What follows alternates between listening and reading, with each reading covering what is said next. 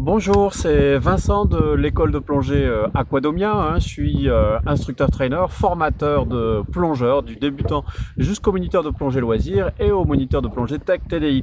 Alors, cette chaîne, vous le savez, elle est dédiée aux questions sur la formation plongée. Aujourd'hui, je vais faire une vidéo sur un peu davantage sur le matériel de plongée. Même si je ne suis pas une boutique de plongée, il m'arrive d'en revendre également.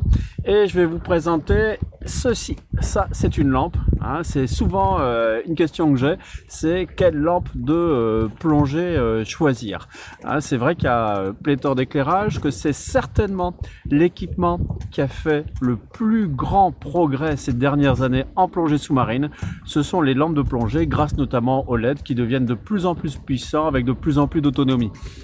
Alors, les critères qu'on a pour choisir une lampe de plongée, c'est déjà en plongée d'exploration, on aime bien avoir un faisceau assez fin, mais par contre pour la vidéo, avoir un faisceau assez large. Et donc, si on veut faire les deux, généralement il faut acheter deux lampes. Et donc ici, je vous présente ce produit qui m'a été confié par Bochat en test. C'est une lampe Sola qui est extraordinaire avec cette petite poignée qui est super pratique et qui a le gros avantage, c'est d'avoir justement ces deux angles d'éclairage.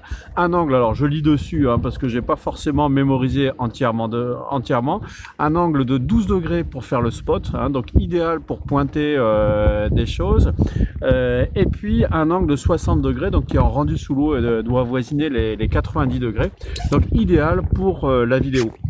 Alors ce qu'il y a de super, ce qu'on voit ici, c'est un interrupteur qui permet d'alterner entre les deux modes et aussi de régler la puissance avec une autonomie qui est très raisonnable, puisque en puissance minimale on arrive à plus de 2 heures d'autonomie et en autonomie en puissance maximale à 1 heure d'autonomie. Donc franchement ça c'est un très bon produit que je teste depuis quelques temps et je suis assez bluffé. Sans plus, pas besoin de l'ouvrir pour la recharger, vous le voyez ici, vous avez la prise qui est à l'arrière. Donc vraiment un produit super pratique. Donc bien sûr, on n'est pas dans le prix des petites lampes chinoises que vous pouvez trouver à pas cher sur eBay, etc. Mais je rappelle que mal acheté, souvent c'est acheté 2 fois. Donc avec ce produit, ça c'est vraiment une super idée cadeau de Noël. Bien sûr, c'est un produit haut de gamme pour des prestations haut de gamme. Moi, je l'ai testé en plongée, c'est vraiment super. Ça ravive les couleurs, c'est extraordinaire.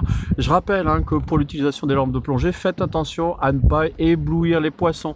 C'est à utiliser avec parcimonie. N'oubliez pas que quand vous arrivez avec une lampe éclairée dans le milieu sous-marin, ça veut dire coucou les poissons, je suis là, barrez-vous vite fait, je vais vous éblouir, vous allez en prendre plein la vue. Donc attention à ça. Et donc ça c'est un produit que je vais tester bientôt en spéléo sous-marine, puisque je pars bientôt en expédition spéléo dans le Lot. Je vous ferai part de mes impressions là-dessus, mais franchement, ça pour la plongée loisir et pour la plongée tech, c'est vraiment une très bonne lampe qui combine les avantages d'une lampe avec un faisceau concentré et aussi la possibilité d'avoir un faisceau large qui permet de faire vos vidéos. Donc son nom, c'est la Sola 2500-1200 et vraiment c'est la marque Light & Motion qui est diffusée en France par la marque Bochat. Vraiment une super idée de m'avoir confié ça en test. Je remercie Cyril à l'occasion. Et puis si vous avez aimé cette vidéo, cliquez sur j'aime. Si vous n'avez pas aimé, cliquez sur j'aime pas. Si vous voulez aborder un sujet relatif à la formation plongée, n'hésitez pas, postez un commentaire. Je rappelle que quand on a une lampe comme ça, c'est une excellente occasion de faire une formation biologie sous-marine qui vous permet bien plus loin que d'apprendre à identifier les poissons, mais aussi toute la faune fixée qu'il y a sur les rochers, les coralligènes qu'on a là ici dans le parc des Calanques à Marseille. À très bientôt.